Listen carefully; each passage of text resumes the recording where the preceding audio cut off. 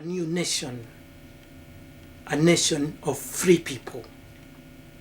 And this was actually the aim of the Mau Mau movement.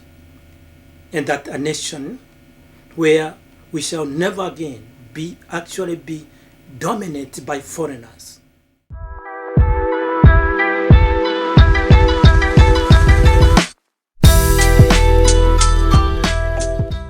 The demand of the Mau Mau movement was that after independence, the land which were taken from the people should be given back to the people, should be taken from the settlers who actually, the British settlers who actually taken this land from them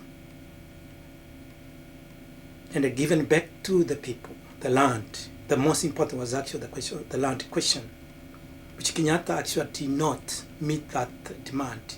Two, the other demands was that all the people who had committed crime against the movement, all those people who killed Kenyans who are fighting for independence should be arrested and charged for the crime they had committed.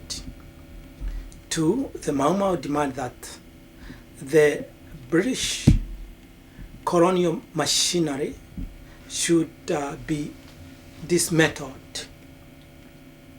and that Mau Mau army should be become a national army, and that the children of those people dying during the struggle for independence should actually given free education. The wives of the people, or those people died during the war of national independence, should basically given land and given money to start life again by the new government, and that the colonial culture, colonial education should actually discontinued, and that people should write their own, should actually organize their own education. All these things were not meant by Kenyatta, by the Kanu government, and they were betrayal. And the crucial we are talking about is quality and democracy. That for those years, when we are under colonialism, there were no democracy in Kenya. There were no freedom of speech. There were no freedom of movement. There was actually our thought was censored during the colonial period. The same time, independence for us meant that democracy meant that we are going to actually to write our own history, to go back to the roots and write our own history the way we see it, and try to build a new society, a new nation, a nation of free people. And this was actually the aim of the Mau Mau movement. And that a nation where we shall never again be dominated by foreigners, where we shall never again be defeated by people, by foreigners come and take over our country. We thought the aim of Mau was that we are going to create one nation out of these many nationalities, and that again we talk about the language question we are talking about. That a nation with one language, and for us in East Africa we are very lucky that we have already one language which unites us, and that's Swahili. And as you remember that Kenyatta government basically ignored to make Swahili a national and official language. That English became the language of the ruling class. Not that they are black leader. They wanted basically the independence was not based on a black leader. It was basically based on of freedom and democracy. social justice. Was not a question of that because Kenyans comes in that means we are very happy because he's black. No, it was not. It's a question actually, basically it's a question of are things, basic human rights, which actually people feel they did not have during colonialism. They feel the government which you are going to take care of, which will be an African government, will actually restore those basic human rights.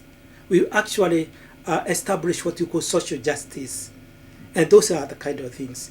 Coming back to the same question, of course, the people, the Kenyatta leadership was composed of the former Home Guards. The people actually were supporting British colonial government against Mau Mau movement. And the civil servants, which actually were actual colonial civil servants, the people actually opposed independence. The chiefs, most of these are chiefs, we actually are colonial chiefs. Two civil servants, basically the one who are working for the colonial government. People like Moi, people like Mahehu, people like Nyashai, and the Karithi, all those people were actually home guard during colonial, during Mau Mau national movement. And many others who actually were part of a colonial army. These are the people Kenyatta formed government with.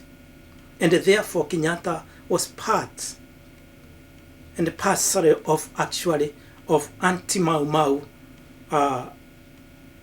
elements who actually formed the independent government. And if you remember, by 1966, that Odinga and Kagia and the rest of the people and the Kiama Kya Muingi basically came out actually to accuse Kenyatta of betraying independence, of betraying the people of Kenya by siding with the British against the people.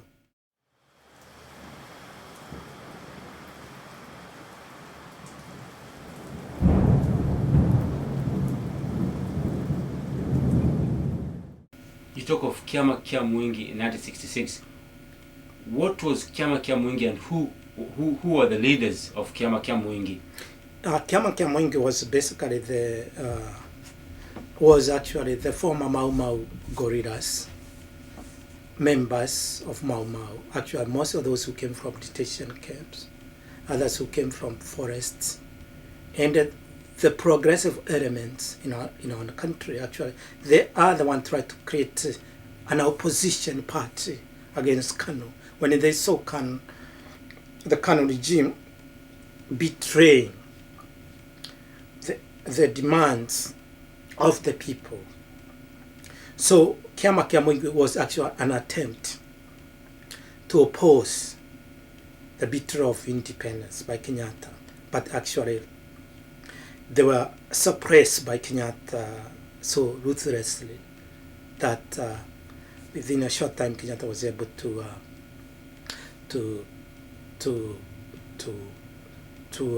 destroy the opposition. And at the same time, remember KPU, that the leadership, the KPU again was organized by the elements, the progress element within Kano and the former Mau Mau Central Committee. Basically, it was formed actually to oppose the Kenyatta repressive regime. And again, it was suppressed by Kenyatta ruthlessly, as you know. So all that has been an attempt of our people try actually to oppose the betrayal of independence. But the bitterness of all things is actually the consistent consistent attempt of the Kanu government actually to prevent people of Kenya to know their own history, to prevent Kenyans' history to write the history of the Mau Mau movement. This has been consistent.